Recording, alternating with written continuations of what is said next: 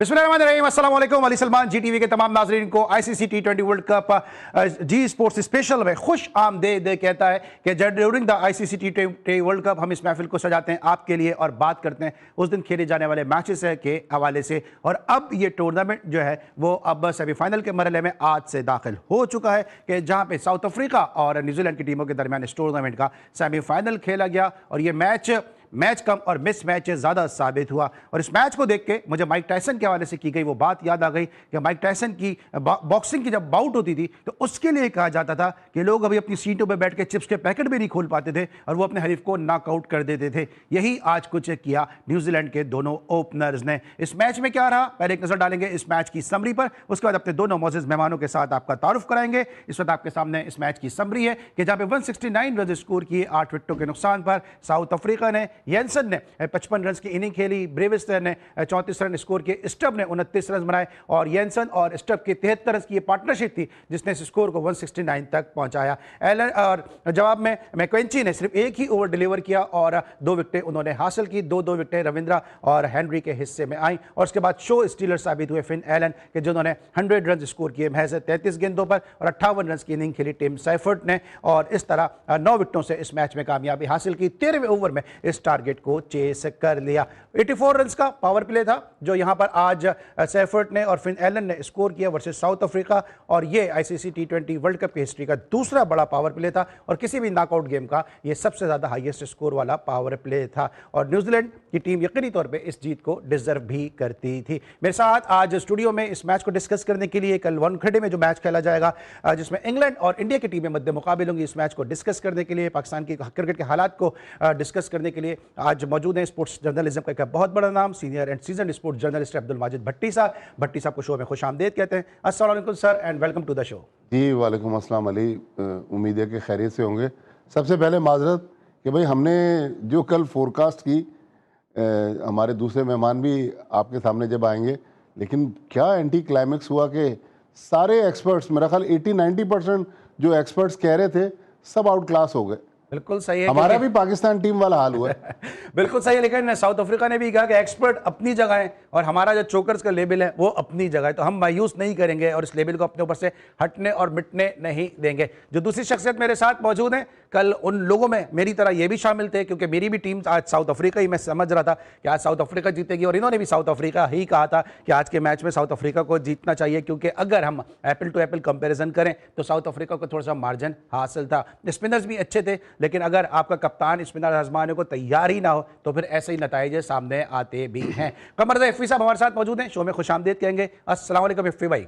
वालेकुम अस्सलाम अली। बस साउथ अफ्रीका के पास मखनचू नहीं था, अगर मखनचू होता तो शायद चीज़ें थोड़ी सी डिफरेंट हो जाती। यार बड़ी बदकिस्मत है ये टीम के साथ। 8 मैचेस ये 2024 में जीती थी, फाइनल हार गई। 7 मैचेस इस 2026 में जीती और उसके बाद सेमीफाइनल में हार गई। बहरहाल आज बैड डे होता है ना, क्रिकेट के अंदर आ जाता है वो बैड डे, आप साउथ अफ्रीका का रख सकते हैं। स्ट्रेंथ अगर आप देखेंगे तो दुनिया बिल्कुल ठीक कर रही थी कि साउथ अफ्रीका जीतेगा। बिल्कुल सही। अच्छा भट्टी साहब, ट्रेडिशनली कल भी हम ये बात कर रहे थे कि कोलकाता के अंदर ड्यू की वजह से टॉस जीत जो है डिफेंड करना थोड़ा सा मुश्किल हो जाता है, लेकिन आपको लगता है कि आज साउथ अफ्रीका ने बैटिंग भी कोई ज़्यादा अच्छी नहीं की है? डिकॉक एक चौका लगा चुके थे, फिर उस वक्त ज़रूरत नहीं थी कि अभिषेक शर्मा अंदाज से निकल के वो खेलते, रूम बनाते, स्ट्रोक खेलते। फिर उसके बाद हमेशा हम तो ये सुनते हैं कि पहली बॉल आप जो है वो सीधे बल्ले के साथ खेलो। यहाँ पे रिवर्स स्वीप हम देखते हैं, बैट्समैन खेलते नजर आते हैं, कट खेलने चले गए। यहाँ पर आलेक रिकल्टन के ऊपर बहुत जिम्मेदारी थी साउथ अफ्रीका की जानिब से, कट खेलने चले गए। तो गलतियां की हैं साउथ अफ्रीका ने और न्यूजीलैंड ने शुरू में कोई एक्स्ट्रा ऑर्डिनरी ऐसी बॉलिंग नहीं की जिससे गलतियों में मजबूर किया जाए, खुद अपने विकेट थ्रो किए साउथ अफ्रीका ने। अली मेरा ख्याल में साउथ अफ्रीका तो बुरा खेला, लेकिन क्रेडिट न्यूजीलैंड को जाता है। आप देखें दूसरा ओवर जो मैकेंकी ने करवाया, पावर प्ले में एक ही ओवर उसको दिया कप्तान ने, उसने 2 गेंदों पर पहले डिकॉक को आउट किया, फिर रिकल्टन को आउट किया। आप देखें 12 रन पर 2 विकेट गिरे। उसके बाद पूरे मैच में सिर्फ एक वो लम्हा आया जब मार्को येंसन ने 50 रन बनाए, अदरवाइज टोटल डोमिनेट किया न्यूजीलैंड ने। तो मेरे ख्याल में न्यूजीलैंड को क्रेडिट जाता है, लेकिन क्या ज़बरदस्त फिन एलन ने बैटिंग की। हालांकि सैफर्ट भी 58 रन बनाकर आउट हुए, लेकिन 33 गेंदों पर 100 रन। हमारे तो पाकिस्तान क्रिकेट से कंपैरिजन करें, यहाँ पर तो 33 गेंदों पर 50 रन बनाने वाले नहीं है, लेकिन 33 हो जाए तो बड़ी बात है। एक छोटा मुल्क जहाँ इतना बड़ा इंफ्रास्ट्रक्चर नहीं है, आबादी नहीं है, क्रिकेट का क्रेज नहीं है। लेकिन जिस तरह आज साउथ अफ्रीका हारा है, अगर कहीं पाकिस्तान की टीम हार गई होती तो आप देखिए अभी तक तो टीवी चैनल्स के ऊपर तो एक तूफान बदतमीजी होता और अजीब व गरीब इल्जामात लग रहे होते। इल्जामात लग रहे थे। भट्टी साहब बात करते मुझे याद आ गया कि हमारी टीम को कहते हैं शाहीन, और हम शाहीन होके भी उड़ नहीं पाते हैं, और न्यूजीलैंड की टीम को कहते हैं कीवी, और कीवी वो परिंदा है जो उड़ नहीं पाता, और ये कीवी होके भी इतना जबरदस्त उड़ रहे हैं कि इन्होंने एक रिकॉर्ड पे रिकॉर्ड बना दिया इस मैच में। इफ मैं न्यूजीलैंड की बैटिंग को जरा बाद में डिस्कस करूंगा, लेकिन साथ साथ जो साउथ अफ्रीका ने बैटिंग की, आपको लगता है इस मैच का टर्निंग पॉइंट मार्करम का वो कैच था जो मिचेल ने कैच किया, और यहाँ पे इंडियन अंपायर ने इसको आउट करार दिया, उस पर काफी ले दे भी हो रही है? हाँ अली, डाउटफुल था, और बेनिफिट जो यकीनन बैट्समैन को जाता है, और उस पर सिर्फ हम ही नहीं कह रहे, दुनिया में जितने लोग क्रिकेट पे तबसरा करते हैं वो उसको डाउटफुल ही कह रहे हैं। और आपको पता ही है इस लॉ के हिसाब से बैट्समैन को एडवांटेज होता है, लेकिन वो ये कह रहे हैं कि उंगली आ गई नीचे, तो वह उंगली आ गई नीचे तो क्या करें। मगर ये कि साउथ अफ्रीका को बैटिंग में चांसेस मिले भी, मार्करम शॉर्ट फाइन लेग पे दूसरे ओवर के अंदर कैच उनका ड्रॉप हुआ, फिर फिलिप जो 800 पुशअप मारते हैं उनसे, यानी कि 11 कैच ले चुका है इस T20 वर्ल्ड कप के अंदर, हाईएस्ट कैच लेने वाला है, उससे भी ड्रॉप हुआ। तो चांसेस साउथ अफ्रीका को मिले जरूर, मगर मैं अली जैसे मैं आपको कह रहा हूँ ना कि इतनी बड़ी टीम थी जिसकी आउटफिट पूरा, यानी कि अगर आप देखें तो T20 में इससे बेस्ट फेवरेट आपको कोई भी नहीं लग रहा था T20 वर्ल्ड कप में। तो मैं ख्याल में आज ओवरऑल देखा जाए तो कंप्लीट मतलब डिजास्टर रहा साउथ अफ्रीका का। उसके अंदर न्यूजीलैंड ने कुछ नहीं किया है, न्यूजीलैंड का कुछ नहीं है, उनके वही रेगुलर बॉलर थे, वही रविंद्रा से करवा रहे थे, रविंद्रा न्यूजीलैंड में चल रहे थे, यहाँ पे भी चल गए आज। पिछले मैच में 4 आउट यहाँ पर भी 2 विकेटें हम लेके चले गए। मिलर का जो ऑलमोस्ट वो छक्का ही मारते हैं, वो बाउंड्री पे उनका बॉल खड़ा हो गया। तो मैं ये कह रहा हूँ कि आज साउथ अफ्रीका, न्यूजीलैंड ने बजाय कि वो कुछ करते, साउथ अफ्रीका आज विकेटें भी दी उन्होंने, और फिर वो मैच को भी कॉस्ट। बिल्कुल सही। जिस तरह भट्टी साहब ये कह रहे हैं कि उनके मिचेल की उंगली नीचे आ गई, मिचेल की उंगली नीचे आ गई और अंपायर की उंगली ऊपर हो गई, लेकिन मार्करम को तो जाना ही पड़ा ना कि उन्होंने उंगली उठा दी उनकी उंगली नीचे आने की वजह से। तो आपको लगता है कि आज जो है वो साउथ अफ्रीका का दिन नहीं था, या साउथ अफ्रीका जो आज कर रहा था, जो पहले वो टॉस हार गए, क्योंकि अगर टॉस जीते तो शायद वो भी पहले फील्डिंग ही करते, तो आज हर चीज जो है वो साउथ अफ्रीका के खिलाफ ही गई है? देखिए वो जो चौकर्स का टैग लगा हुआ है ना, 92 वर्ल्ड कप से शुरू हुआ था, जब पहली बार उस पाबंदी के बाद साउथ अफ्रीका ने इंटरनेशनल क्रिकेट में कदम रखा। सिवाय ये वर्ल्ड टेस्ट चैंपियनशिप का जो फाइनल हुआ, जब भी साउथ अफ्रीका की टीम आई 2024 की, आपने कहानी बताई कि 8 मैच जीतकर फाइनल इंडिया से हार गए, 7 मैच यहाँ पर जीते हुए, 4 ग्रुप मैच, 3 सुपर 8 के मैचेस, और इंडिया जैसी टीम जिसको जब साउथ अफ्रीका ने हराया तो बड़े बड़े एक्सपर्ट कहने लगे कि अब तो साउथ अफ्रीका को टूर्नामेंट जीतने से कोई नहीं रोक सकता और इंडिया की टीम टूर्नामेंट से बाहर हो जाएगी। लेकिन साउथ अफ्रीका आज जिस तरह मुंह के बल गिरा है, मेरे ख्याल में मुझे तो बहुत हैरत हो रही है। लेकिन इंडिया ने भी लाइफलाइन ले ली है इसी ईडन गार्डन्स में। अब देखना है कि कल इंग्लैंड क्या करता है। बिल्कुल सही, कल इंग्लैंड क्या करता है देखना होगा। लेकिन दूसरी तरफ हम देखते हैं कि जो चैनल बॉलिंग की न्यूजीलैंड के बॉलर थे यानसेन, अभी डायरेक्ट ही आए थे न्यूजीलैंड से कोलंबो, क्योंकि दूसरे बेटे की उनकी पैदाइश थी, तो वो टीम के साथ हिस्सा नहीं थे। दूसरी तरफ जो कप्तानी की है सेंटर ने, जो गलतियां उन्होंने गुज़िश्ता मैच में की थी, आपको लगता है कि आज कैप्टनसी का भी बड़ा अमल दखल रहा? जिस तरह आप कह रहे हैं दुनिया तो खैर उनको मैकेंचे कह रही है, लेकिन आप कहते हैं मखनचू ने आउट कर दिया, तो जो मखनचू ने आउट किया बकौल आपके अल्फाज में, तो उनको लाना और फिर इनको हटाना, कैप्टनसी आज सेंटर की बड़ी अच्छी थी। अली देखें 3-4 लोग तो इसमें न्यूजीलैंड की टीम में ऐसे हैं जिनको बनाया ही पाकिस्तान ने क्रिकेटर, वरना वो थे नहीं। मार्क चैपमैन हो गए, रचिन रविंद्रा हो गए, मखनजू भी पाकिस्तान के खिलाफ इन्होंने डेब्यू किया। आज मैं कह रहा हूँ ब्रेक थ्रू था, वो अनएक्सपेक्टेड था। आज वो जो जिस अंदाज से भट्टी साहब ने बताया ना कि वो आए, 1 ही ओवर किया, 2 विकेट लिए और चले गए। वो आप रिकल्टन का भी आउट देखेंगे, वो हालांकि वो कट शॉट उनका उस पर चौका ही होता है तकरीबन, वो बॉल ने थोड़ा सा बाउंस लिया। आज सब चीजें साउथ अफ्रीका के अगेंस्ट जाती हुई नजर आ रही थी। क्विंटन डिकॉक इस बॉल पे चक्का ही मारते हैं बैकफुट पे जाके, बॉल खड़ा हो गया जनाब, वो कैच आउट हो गए। मार्कराम का डाउटफुल था, वो अंपायर ने आउट दे दिया। फिलिप ने आज कैच छोड़ दिया। आज बहुत सारी चीजें अजीब सी जरूर हुई है, मगर साउथ अफ्रीका को कह रहा हूँ मैं, मुझे लग रहा था कि यार पूरे टूर्नामेंट का आज सबसे बुरा दिन था। आज उन्होंने पूरी एफर्ट करी है। देखिए हम नीचे से उनके बल्लेबाजों ने फिर लिफ्ट किया आज नीचे, जैसे ट्रिस्टन स्ट्राब और जो आपने पार्टनरशिप का बताया, मार्को यानसन ने 27 बॉलों पे 50 किए, तो एक पावरफुल उन्होंने दे तो दिया था, वरना मैं 130-135 पे आउट हो जाता। ये ख्याल में 10 ओवर के अंदर कर लेता न्यूजीलैंड ने जो आज बैटिंग करी है, ये दोनों जो फाइनल और टिम साइफर्ट है ना, यही तो चले ही नहीं है इतना। इनकी तो कोई पार्टनरशिप है ही नहीं T20 वर्ल्ड कप में यार। सुपर 8 में एक मैच जीते साले और फाइनल में पहुंच एक चुके हैं। पार्टनरशिप थी अफगानिस्तान के खिलाफ। मैं यही कह रहा हूँ ना, कोई बड़ा जो इनसे किया जाता है ना, आखिरी दफा जो उन्होंने मारा था ना, दोनों ने मिलकर वो पाकिस्तान को मारा था, जहां पाकिस्तान 4-1 आ रहा था सीरीज T20। नहीं, वो इंडिया के खिलाफ भी अगर आपको याद हो, जो इन्होंने सीरीज खेली थी जब ये बिग बैश से आए थे, अली वो वनडे का बता हाँ, रहे फिनाल हैं। जब भी अच्छी पार्टनरशिप रही। वनडे का बता रहे हैं ना, मैं आपको T20 की बात कर रहा हूं। तो ये तो ढूंढ रहे थे कोई एक ऐसा मौका लग जाए कि हम मार दें। फिर जो इन्होंने मारा है, तो क्या लुंगी गिडी, क्या रबाडा, क्या मार्को यानसन, क्या कॉर्बिन बॉश सबसे तेज बॉलर है उनका। मगर आज अगर ये एडवांटेज दिया जाए ना, देखिए साउथ अफ्रीका एक ऐसी टीम है अली जो फेस भी अच्छा करती है और चेस भी अच्छा करती है।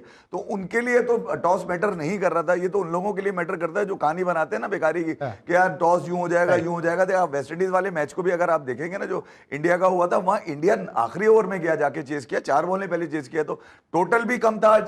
जो साउथ अफ्रीका जो एक्सपेक्टेड था कि तकरीबन 190, 195 या 200 रन करेंगे, वो उनसे नहीं हो पाए। तकरीबन 35-40 रन वो शॉट थे। मगर न्यूजीलैंड की बैटिंग देख के तो लग रहा है भैया कम से कम 100 रन शॉट थे यार आज बैटिंग के। न्यूजीलैंड की अच्छा आपने आज ड्यू भी इतना था नहीं अली, मैं एक बात बता दूं आपको। वैसे आज आपने न्यूजीलैंड की बैटिंग की बात की है, तो आज बड़ी जबरदस्त बैटिंग की है और अब सकलैन मुश्ताक के लिए बड़ी आसानी कर दी है। वैसे यहाँ पे मैकक्वेंचे ने वो इसलिए कर दी कि अब अगर शादाब का सवाल होगा या सलमान आगा का सवाल होगा, तो ये कह सकते हैं कि क्या मैकक्वेंचे ने दूसरा ओवर किया जो सलमान आगा दूसरा ओवर इंडिया के खिलाफ करता, तो उनको एक जवाब दे दिया इस तरह एक ओवर के बाद हटाने के बाद सेंटर ने। लेकिन बहरहाल आज के खेल में जनाब बहुत ज्यादा एक्साइटमेंट हमें देखने को मिली, जिस तरह मेरे दोनों पैनलिस्ट भी ये बात कर रहे हैं। और क्रिकेट का ये खासा है कि क्रिकेट में एक्साइटमेंट बहुत है। इस वक्त हम लेंगे ब्रेक, जब ब्रेक के बाद वापस आएंगे तो जरा बात करेंगे साउथ अफ्रीकन टीम ने जो गलतियां की हैं, वो क्या क्या गलतियां की हैं। मिलते हैं छोटे से ब्रेक के बाद।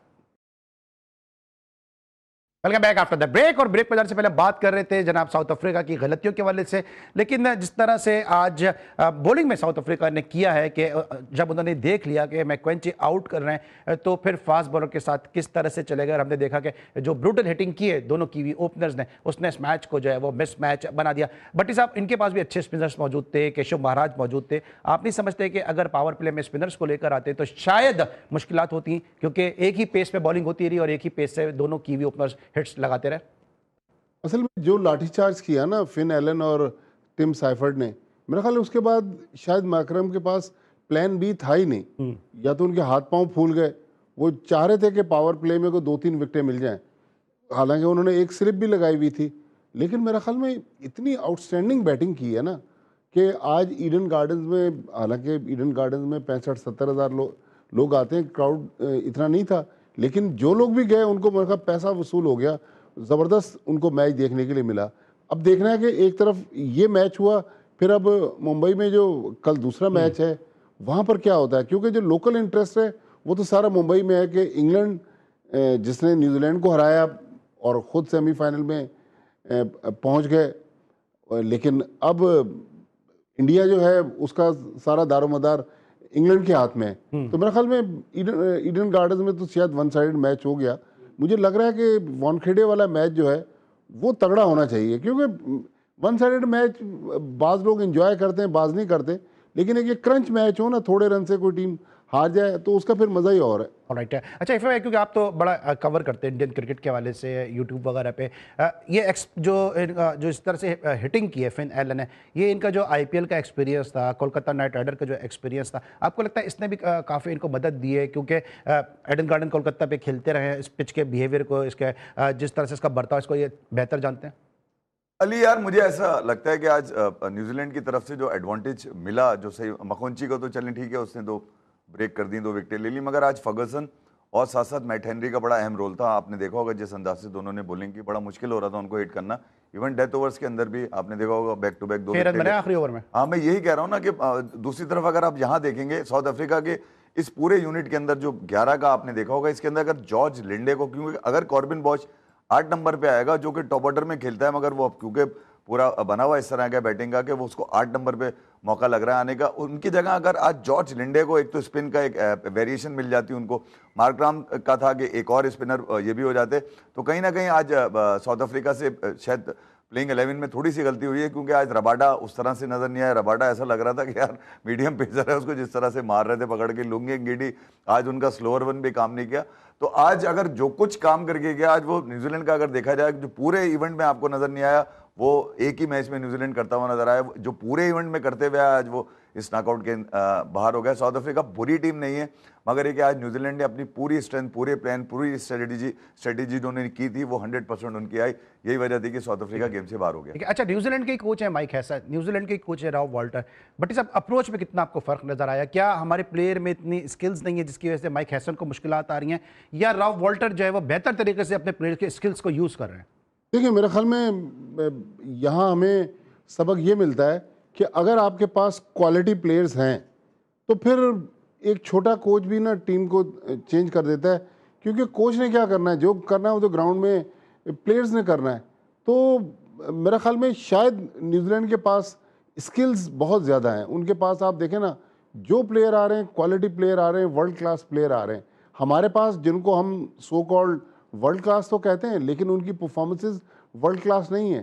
तो मेरे ख्याल में कोई भी बड़ा कोच शायद किसी टीम को तब्दील नहीं कर सकता, वरना मैं अक्सर ये कहता हूँ कि अगर अच्छे कोचेस से मैच जीते जाते और पैसों से कोई बड़ा कोच लाया जाता, फिर तो ब्रुनाई का कोच आप किसी बड़े प्लेयर को बना दे, ब्रुनाई की टीम क्रिकेट में वर्ल्ड चैंपियन बन जाएगी। ऐसा नहीं है। मेरे ख्याल में न्यूजीलैंड के पास क्वालिटी प्लेयर ज़्यादा है, हमारे पास उस क्वालिटी के प्लेयर नहीं है।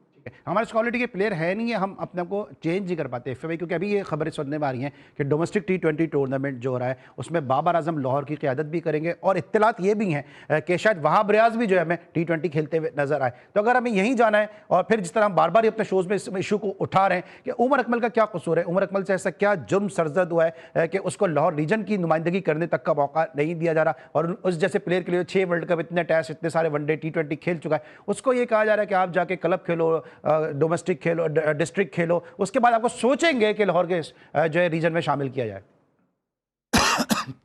अली मेरे ख्याल में यार, अगर बाबर आजम को इस तरह से इजाजत दी जा रही है कि पता नहीं किसका हक मार के बाबर आजम जो है वो लाहौर रीजन की अब नुमाइंदगी करते आ रहे हैं, जो आपकी ओडीआई की टीम के अंदर नहीं है, जो T20I के अंदर अब ड्रॉप हो चुका है तकरीबन यार, बल्कि आखिरी मैच में तो ड्रॉप ही कर दिया था, आप उसको सर का ताज लाहौर का बना रहे हैं, तो ये ज्यादती लाहौर के साथ भी होने के लिए जा रही है, बड़ा गलत है। उमर अकमल का तो मैं पिछले 2 साल से कह रहा हूँ कि उमर ने जो है वो एक तो कुछ मामला उनके भी ऐसे थे कि यार जिसकी वजह से क्रिकेट वालों उनसे दूर हो गए, फिर जब वो करीब आने की उन्होंने कोशिश की, फिर उनको करीब नहीं बुलाया गया। चेयरमैन मोहसिन नकवी, मेरे ख्याल में यार ये वो ऐसा आदमी है जो तकरीबन हर खिलाड़ी के पास जाकर बात करता है। इनको चाहिए कि यार मोहसिन नकवी के नाम एक खुला खत लिखे, ताकि और मीडिया पे भी डालें, ताकि पता चले कि यार उनके साथ होने वाली ज्यादती नीचे की तरफ से की जा रही है या वाकई उनको ऊपर पसंद नहीं किया जाता। इस वक्त पाकिस्तान को अगर आपने 2027 या 2028-27 ओडीआई वर्ल्ड कप के लिए तकरीबन 18 महीने रह गए हैं, अगर उसकी तैयारी के लिए आपको उमर अकमल जैसे बंदे के ऊपर इन्वेस्ट करना चाहिए, जो खुद अब अपने आप को काफ़ी सोशल मीडिया के ऊपर रखते हैं, प्रैक्टिस करते हुए नजर आते हैं, ट्रेनिंग करते नजर आते हैं, तो बेहतर ये होगा कि यार पाकिस्तान की कॉज के लिए ऐसे लोगों को मौका दिया है जो आप बता रहे हैं 6 वर्ल्ड कप खेल चुके हैं यार। तो ऐसा खिलाड़ी जिसके बारे में मतलब कोई भी ऐसा पाकिस्तानी नहीं है जो ना जानता हो कि उमर अकमल किस तरह का ब्लास्टिंग बैट्समैन था। इसके अलावा भी यार अली, उमर अकमल की बात नहीं कर रहा, अभी जो आपने देखा होगा यहाँ पर जो ओडीआई के लिए जो स्क्वाड अनाउंस किया गया है बांग्लादेश के लिए, यार हसीबुल्ला उसके अंदर नहीं है, गाजी गौरी है कौन यार, ये 20 के एवरेज वाला यार कहाँ से पकड़ के लाए इसको?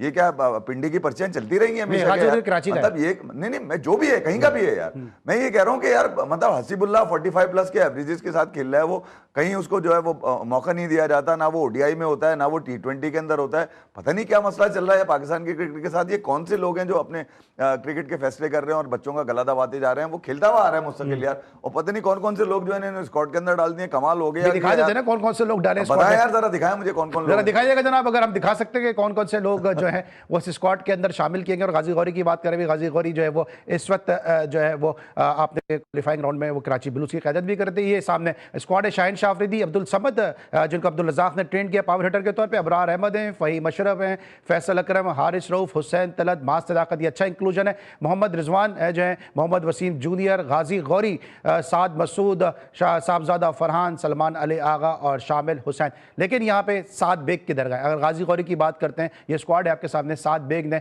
डोमेस्टिक में टॉप किया, विकेट कीपर बैट्समैन है, और ये मैं नहीं कह रहा हूँ, ये डोमेस्टिक से जुड़े लोग कहते हैं कि अगर इनको ट्रेंड किया जाए तो जिस तरह नदीम उमर साहब ने कहा था आजम खान के लिए कि अगर ये खेलेगा आजम खान तो लोग क्रिस गेल को भूल जाएंगे, लोग ये बात कहते हैं कि इसकी बैटिंग में एडम गिलक्रिस्ट की झलक नजर आती है। भट्टी साहब, आपको इस स्क्वाड को आपने देखा, क्योंकि ये मुझे इस पर बात करनी थी लेकिन इफ़ी भाई यहाँ तक बात को ले आए, स्क्वाड आपको किस हद तक बैलेंस नजर आ रहा है? आप समझ रहे हैं कि कुछ यंगस्टर को भी इसमें इंडेट किया गया, दुरुस्त किया गया है, लेकिन गाजी गौरी पे है सवालिया निशान? देखें, जो थोड़ी देर पहले आप बात कर रहे थे ना बाबर आजम की, तो जो टीमें अनाउंस हुई हैं लाहौर की, दोनों टीमों में बाबर आजम नहीं है।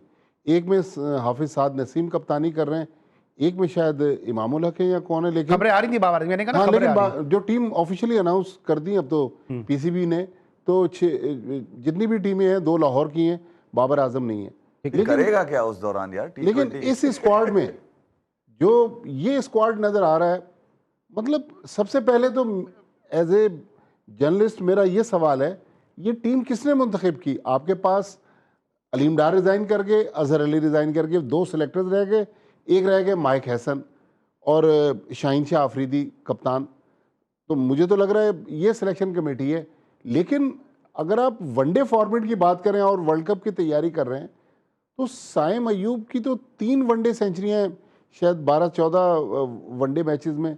साइम अयूब उस फॉर्मेट में ड्रॉप नहीं होते।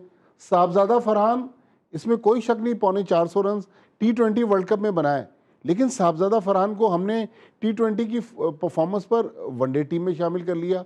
बाबर आजम अगर किसी फॉर्मेट में खेल सकते हैं, अगर, तो यही वो फॉर्मेट है। अगर नहीं आप सिलेक्ट करते तो आप बताएं तो सही कि बाबर आजम का फ्यूचर क्या है। फिर आपने जो 6 प्लेयर शामिल किए हैं पाकिस्तान शाहीन्स के, अभी पाकिस्तान शाहीन्स ने जो 4 मैच खेले अबू धाबी में इंग्लैंड लाइंस के खिलाफ, चारों में आउट क्लास पाकिस्तान शाहीन्स हो गई। अब्दुल समद थोड़ी बहुत उन्होंने भी बैटिंग की, लेकिन डोमिनेट नहीं कर सके।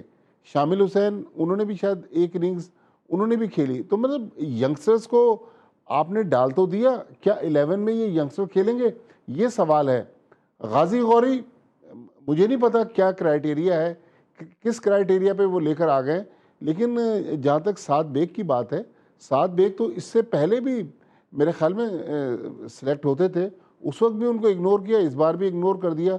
बाज़ दफ़ा हमारे यहाँ ऐसे फैसले अली कर दिए जाते हैं कि फिर आप एज ए जर्नलिस्ट या एज ए एक्सपर्ट आप सोचते रहते हैं कि यार वो कौन सा खुफिया हाथ था जो इस बंदे को अंदर ले आया और इस बंदे को टीम में शामिल नहीं किया गया। बिल्कुल। एक और आप बड़ा इंटरेस्टिंग पॉइंट देखें कि अभी जो हमारी T20 टीम थी, जिसमें सलमान मिर्ज़ा हमारे लेफ्ट आर्म फास्ट बॉलर, वो लाहौर की दोनों टीमों में नहीं है। तो भाई सलमान मिर्ज़ा का क्या हुआ? वो नेशनल T20 में लाहौर की टीम में क्यों नहीं है? तो मतलब एक अजीब और गरीब क्या। अच्छा, इन्होंने एक और भी चीज़ की है सर, मैं आपको बताते चलो अपने नाजरीन को कि इन्होंने एक और भी चीज़ की कि जो ये क्वालिफाइंग राउंड के मैचेस हुए थे, उसके जो टॉप परफॉर्मर थे उनको मुख्तलिफ इन्होंने रीजन के अंदर डिस्ट्रीब्यूट किया। अगर जैसे मिसाल के तौर पे मैं भावलपुर रीजन की बात कर लेता हूँ अगर, तो जिस तरह भावलपुर रीजन ने दानियाल राजपूत को स्क्वाड में शामिल किया है, हैदराबाद से साद खान को शामिल किया है, कराची ने मुबस्सिर खान को शामिल किया है। मुश्ताक कलोड़ो का है, मुश्ताक कलोड़ो तो हमेशा परफॉर्म करते आ रहे हैं। उन्होंने इसमें जो क्वालिफाइंग राउंड उसमें उन्होंने मैन ऑफ द मैच भी लिया।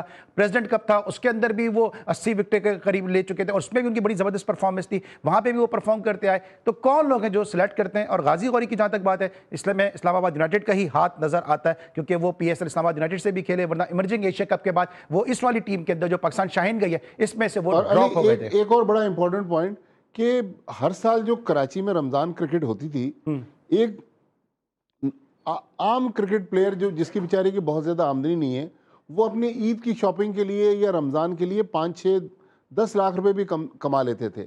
आपने रमज़ान क्रिकेट ही ख़त्म कर दी कि मैं जरा इस पे आप भट्टी साहब ये बड़ा तफसील से इस पे ज़रा बात करनी है आपसे, इस पॉइंट को हम जहन में रखेंगे और ब्रेक पे इस वक्त हमें जाना है, वापस आएंगे ज़रा इस पर डिस्कस करेंगे कि कराची की या पाकिस्तान की जो रमज़ान क्रिकेट है वो क्यों कर ख़त्म हो गई। मिलते एक छोटे से ब्रेक के बाद। Welcome back after the break. और ब्रेक पर जाने से पहले भट्टी साहब ने पॉइंट रेज किया था रमज़ान क्रिकेट के हवाले से, कराची की कि जहाँ पे कराची के लड़कों के साथ, बल्कि पाकिस्तान में जहाँ जहाँ रमज़ान क्रिकेट खेली जाती है वो उस पर NOC नहीं मिल रहा है टूर्नामेंट्स के लिए, और लड़कों के साथ जो है थोड़ा बहुत उनका रोज़गार चलता था। रमज़ान में कुछ ईद के लिए कर लेते थे अपनी फैमिली के लिए, उनको काफ़ी मसाइल का सामना है। भट्टी साहब इसमें कुछ और ऐड करना चाह रहे हैं? मेरे ख्याल में बहुत ज़्यादा क्रिकेट हो रही है ना, इंटरनेशनल क्रिकेट। अभी आपका T20 वर्ल्ड कप ख़त्म हुआ है तो टीम जो है वो जा रही है वनडे खेलने बांग्लादेश, और इस दौरान नेशनल T20 भी हो रहा है। देखिए नेशनल T20 अली उस वक्त होना था जब PSL का ऑक्शन होना था। अब तो नेशनल T20 बेकार है ना, T20 वर्ल्ड कप ही हो गया। अब अगर किसी ने परफॉर्मेंस दे दी तो क्या T20 की परफॉर्मेंस पर हम वनडे टीम सेलेक्ट करेंगे? क्योंकि मेरे ख्याल में अक्टूबर तक तो अब शायद पाकिस्तान की कोई T20 सीरीज ही नहीं है। तो ये मुझे समझ नहीं आई कि ये खुर्रम नियाजी साहब की क्या प्लानिंग है कि इस वक्त में आपको याद होगा कि जब इससे पहले T20 वर्ल्ड कप होता है अमेरिका में, उस वक्त इन्होंने वनडे टूर्नामेंट खेल लिया था यहाँ पे मेंटोर्स को बुला के फैसलाबाद में, उस वक्त वनडे टूर्नामेंट खेला गया था, वो भी यूजलेस रहा था, उसका भी कोई फायदा नहीं। इस वक्त भी इसका कोई फायदा नहीं है। ठीक है, ऑलराइट, अब बात कर लेते हैं कल जो मैच खेला जाएगा वानखेड़े में, जहाँ पे इंडिया और इंग्लैंड की टीमें मध्य मुकाबले होंगी। इफ भाई, जो वानखेड़े की जिस तरह हम बात करते हैं, ट्रेडिशनल जो है फुल ऑफ रन्स यहाँ पे पिच होगी, बैटिंग पैराडाइज जो है पिच होगी। दोनों टीमों को अगर हम कंपैरिजन करते हैं, वैसे तो लोग इंडिया की बात कर रहे हैं, लेकिन आपसे चले मैं इंडिया का पूछता हूँ, फिर भट्टी साहब से इंग्लैंड का पूछता हूँ, क्या उनके इम्कान है, क्या लगता है टीम इंडिया को देखते हुए, क्योंकि टॉप ऑर्डर उनका मसाइल कर रहा है। अली, अभी नेशनल T20 की थोड़ी सी बात हो रही थी, उसमें मैं ऐड करता दोनों सुना, फैसलाबाद रीजन में चाय बनाने वाला भी न्याजी है, अंपायर भी न्याजी है, बॉल उठाने वाला भी न्याजी है, ग्राउंड मैन भी न्याजी है। कौन सा रीजन तो बेनियाजी है, यही तो क्रिकेट से बेनियाजी है। ये चल रहा है, मैं तो सबको पता ही है कि बहरहाल पाकिस्तान में अगर देखा जाए तो क्रिकेट इस वक्त जवाल का शिकार है, उठान का शिकार सिर्फ पीसीबी है। और क्योंकि उनके पास ऐसे है भाई, वो आंख बंद करके आंख पे कपड़ा बांधा हुआ है उन्होंने, कहीं की भी क्रिकेट बर्बाद हो रही है उनका कुछ नहीं है, क्योंकि उनका धंधा पानी चल रहा है, सीधी सी बात ये। इधर आ जाए, इंडिया वर्सेस अब इंग्लैंड है, और यकीनन इंडिया के लिए बड़ा अहम मैच है, क्योंकि नॉकआउट गेम है, और ये दूसरी मर्तबा होगा कि इंडिया जो है वो वर्ल्ड कप जीतने के लिए बिल्कुल। अब फेवरेट तो एक ही टीम रह गई है, दो फेवरेट थी, इंडिया साउथ अफ्रीका, एक हार गई, दूसरी फेवरेट रह गई है, दूसरी जानिब इंग्लैंड है जो इस वक्त फेवरेट बन के उतरी है यकीनन। लेकिन टॉप ऑर्डर कितना मसाइल कर रहा है कि जो वीक लिंक इस वक्त इंडिया का टॉप ऑर्डर लग रहा है, अगर संजू सैमसन उस मैच में नहीं खड़े होते, और जो जिस तरह के स्टेटमेंट दिए गौतम गंभीर ने, वो टीम के मोरल पे कितना असर डालेंगे। अली यार देखिए, संजू सैमसन पे एकदम से बारिश जो हुई है ना, वो सिर्फ इस वजह से हुई कि उनकी इज्जत बचाई गई है। असल में गौतम गंभीर ने, आपने देखा होगा, टीम हारती है तो गायब हो जाते हैं, कहीं प्रेस कॉन्फ्रेंस करने के लिए आते, टीम जीत जाए फौरन निकल के आ जाते हैं, फौरन सारा क्रेडिट ले लेते हैं और बताते हैं कि यार ये देखो ये हुआ, ये हुआ, ये हुआ, मैंने कहा था संजू सैमसन को कि तुम्हें चांस मिलेगा तो तुम इस तरह से खेलना। तो क्रेडिट लेने के लिए तो हजारों लोग निकल आते हैं। मगर इस वक्त इंडिया में अगर देखा जाए, अभिषेक शर्मा, ईशान किशन, ये दो बल्लेबाज ऐसे हैं जो वानखेड़े के अंदर इंडिया को लिफ्ट करेंगे। संजू सैमसन एक अपना जहन एक प्लॉट बना के खेलते हैं, उनको पता होता है कि किस तरह से जाना है, अगर चेस कर रहे हैं तो उनको कहां तक जाना है, और अगर फेस कर रहे हैं वो यानी कि पहली बैटिंग कर रहे हैं तो क्या टारगेट दे रहे हैं। टारगेट अगर इंडिया ने कल देना होगा तो संजू सैमसन को हटाकर अभिषेक शर्मा, साथ साथ ये आपके ईशान किशन, ये बुलेट का किरदार अदा करेंगे, क्योंकि आज फिन एलन ने एक रिकॉर्ड तो बना दिया, इस रिकॉर्ड को तोड़ने की सलाहियत दो ही बल्लेबाजों के अंदर है, और वो अभिषेक शर्मा और ईशान किशन। इंडिया के लिए अगर कोई चांसेस बनते हैं, आप समझते हैं कि यहाँ पे डिफरेंट हो सकता है? अली यहाँ 210 215 बनाने पड़ेंगे, क्योंकि वानखेड़े में तो डेफिनेटली ड्यू पड़ने ही है, और पहली इनिंग से ही पड़ना शुरू हो जाएगा। बिल्कुल ठीक है। अच्छा, अभी जिस तरह हम गौतम गंभीर की बात कर रहे हैं, आपको लग रहा है कि खेल से ज्यादा उनका जो वीक लिंक है वो गौतम गंभीर की कोचिंग है? जिस तरह उन्होंने डूबे के दो जो बाउंड्रीज थी उसको संजू सैमसन के 97 से उन्होंने कहा कि ये इक्वली गुड है। दूसरा जो उनका एटीट्यूड होता है, अगर किसी भी वर्क प्लेस के अंदर, किसी फैमिली के अंदर गैदरिंग में कोई एक आदमी मुंह बना के बैठा रहे तो वैसे ही वहां पे माहौल जो है वो अजीब सा हो जाता है। आपको लगता है जो गौतम गंभीर का एटीट्यूड है ये डग आउट के माहौल पे और टीम के माहौल पे बड़ा असर भी डालता होगा? देखिए, क्रिकेटिंग डेज में भी इसका यही रवैया था, क्योंकि बड़ी फैमिली से बिलोंग करता है। उस वक्त भी ये किसी अपने टीम के जो साथी थे उनके साथ मिक्स नहीं होता था। लेकिन जब तक इंडिया की टीम जीत रही है तो गौतम गंभीर पे पर्दा पड़ा हुआ है। लेकिन आप देखिएगा, कल अगर कहीं इंडिया के साथ हाथ हो गया और इंग्लैंड ने इंडिया को आउट कर दिया टूर्नामेंट से, फिर आप देखिएगा गौतम गंभीर के साथ मीडिया क्या करता है। ऑलराइट, अच्छा, अब इंग्लैंड की जरा बात कर लेते हैं। आपको क्या लग रहा है, क्या क्या चांसेस, क्या इंग्लैंड की भी कुछ तैयारियां तो होंगी यकीनन, क्योंकि वो भी सेमीफाइनल खेलने के लिए आ रहे हैं? देखिए अली, इंग्लैंड जो है ना बहुत ही प्रोफेशनल टीम है। 1987 में जब 50 ओवर का वर्ल्ड कप हो रहा था, वो पुराना वानखेड़े स्टेडियम था, ये तो खैर अब बहुत ही आलीशान स्टेडियम उन्होंने बना दिया है। मुझे याद है उस वक्त भी इंडिया के स्पिनर बड़े ज़बरदस्त थे, लेकिन ग्राहम गूच ने जो सेंचुरी बनाई थी वो टांग रख रख के उसने जो स्वीप मारे थे, मेरे ख्याल में आप देखिएगा जॉस बटलर, हैरी ब्रूक या कोई भी एक इंग्लिश बैट्समैन, वो अगर इन्होंने पूरा प्लान किया होगा, ये इंडियन स्पिनर्स पे हमलावर होंगे। प्लस आप देखेगा रेहान अहमद और आदिल रशीद और प्लस जो चार प्लेयर, तो मेरे ख्याल में, मैं तो अभी भी, हालांकि इंडिया अपने होम ग्राउंड पर खेल रहा है, वानखेड़े स्टेडियम उनका हैप्पी हंटिंग ग्राउंड है, लेकिन मेरी टीम तो अभी भी इंग्लिश टीम है। लेकिन वानखेड़े का प्रेशर होगा, क्योंकि आपको पता है मुंबई में है और वहां अगर हार गए तो फिर भाई फिर तो घर होटल पहुंचना मुश्किल हो जाएगा। अली होम एडवांटेज तो खैर मैं नहीं कहूंगा, डिसएडवांटेज होगा इंडिया के लिए। अगर शिकस्त होती है तो यकीनन कहीं ना कहीं वानखेड़े का ग्राउंड ही उसमें शामिल होगा। देखिए यार, देखिए आप सीधी सी बात करेंगे, इसके अंदर का स्ट्रेंथ देखेंगे तो इंडिया के पास है। उनकी बॉलिंग भी पूरी है, उनकी बैटिंग भी पूरी है, बॉलर्स भी चलते हुए नजर आ रहे हैं उनके। बुमराह का 6.5 का उनका कम से कम एवरेज है बॉलिंग का। तो अगर देखा जाए वरुण चक्रवर्ती तो भी आपकी जबरदस्त टीम bowling में है, हार्दिक टीम आपकी इंडिया है? तो मैं तो इंडिया पे इसलिए भी जाऊंगा कि वजह ये कि जो बैटिंग पावर है वो इंडिया के ठीक पास है, बैटिंग पावर इंडिया के पास है। भट्टी साहब इंग्लैंड को सपोर्ट कर रहे हैं, फिर भाई जो है इंडिया को सपोर्ट कर रहे हैं। अब देखना है कि किसकी टीम कल जीतने में कामयाब होती है। आज के लिए बस इतने, इंशाल्लाह कल फिर मुलाकात होगी। अली सलमान को इजाजत दीजिए, अपना बहुत ख्याल रखिए, अल्लाह हाफिज।